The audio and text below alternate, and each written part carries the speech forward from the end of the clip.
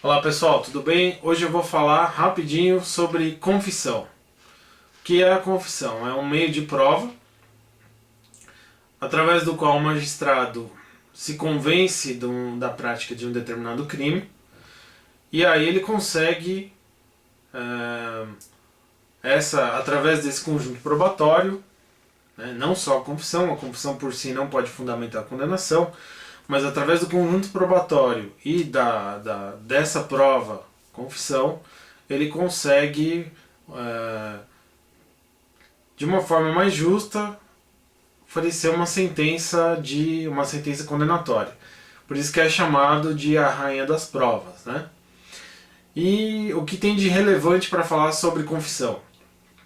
Confissão é uma forma é considerada uma circunstância atenuante, ela vai diminuir a pena no segundo grau da dosimetria, e recente a gente tem a súmula 545 do STJ, que diz que sempre que a confissão for utilizada como forma de prova, como forma de convencimento do magistrado, ela tem que ser utilizada como circunstância atenuante. E isso gera um problema, uma certa discussão, que embora seja uma discussão doutrinária, na prática, na jurisprudência, essa discussão não existe. Mas enfim, que discussão é essa? O Código Penal diz que quando houver confissão, a pena sempre deve ser diminuída. Sempre que houver confissão, a pena deverá ser diminuída. E o STJ adota a teoria das margens do direito penal, na súmula 231. Isso significa que o mínimo e o máximo da pena não pode ser superado na segunda fase da dosimetria. Então nós temos, vamos supor, na primeira fase, no artigo 59, o juiz verificou as circunstâncias do caso concreto e manteve a pena no seu mínimo legal. Em seguida, vai passar para a segunda fase da dosimetria, ele considerou a existência da confissão, mas, porque a pena já está no mínimo, ele deixa de aplicar a circunstância atenuante. Na jurisprudência essa postura é tranquila, é pacífica, você tem a aplicação da súmula 231, mas existe alguma doutrina que diz ainda que essa súmula é bem antiga, né? Ainda existe uma doutrina no sentido de que mesmo assim deveria ser utilizada a atenuante, porque é até uma forma de você privilegiar, você favorecer a existência de confissões. Tá? Importante a gente não confundir confissão com outros institutos correlatos, né, que são tratados inclusive como causa de diminuição de pena.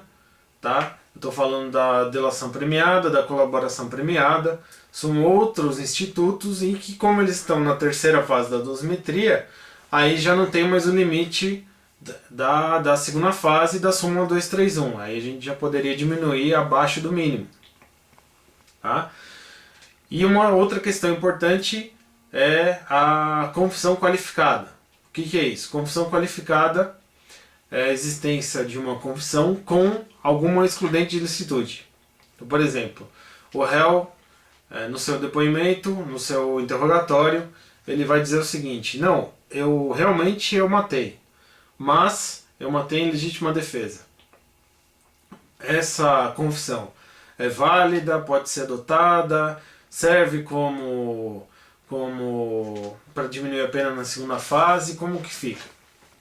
Bom, essa confissão pode ser utilizada, ela pode ser dividida e cindida, o juiz extrai ali que ele efetivamente praticou o núcleo do tipo matar, e pelo fato de ter usado essa confissão também vai incidir a súmula 545 e o juiz vai adotar essa confissão como o redutor da pena, como na segunda fase ele vai diminuir, né?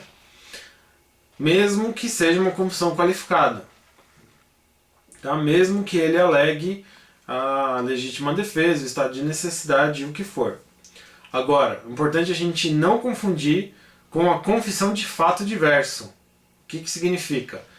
O réu faz a confissão, mas ele confessa que ele praticou outro crime e não aquele. Então, por exemplo, está sendo julgado por um crime de roubo.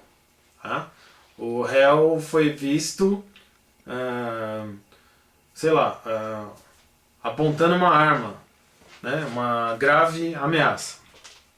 Elementar do tipo penal violência foi praticada ali, então ele está respondendo pelo crime de roubo.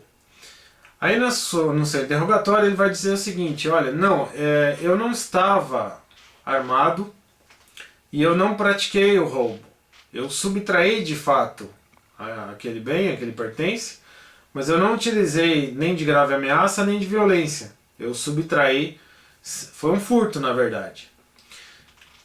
Bom, ele está dizendo que ele subtraiu, mas ele está negando uma elementar do tipo, a violência. Isso é a confissão de fato diverso. E, no entendimento dos tribunais superiores, isso não serve como confissão e não serve para melhorar a pena dele, tá? A respeito disso, a gente tem a posição do STF no HC 122.292. Depois você pega e dá uma olhada.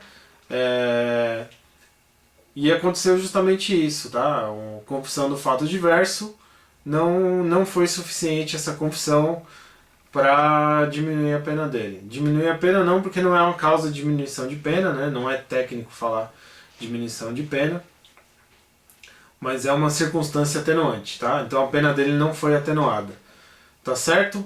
Então é isso aí, pessoal. A rapidinha de hoje foi comprida, né? Mas é um assunto importante para a prova de sentença. Tá certo? Até mais, bom estudo para vocês.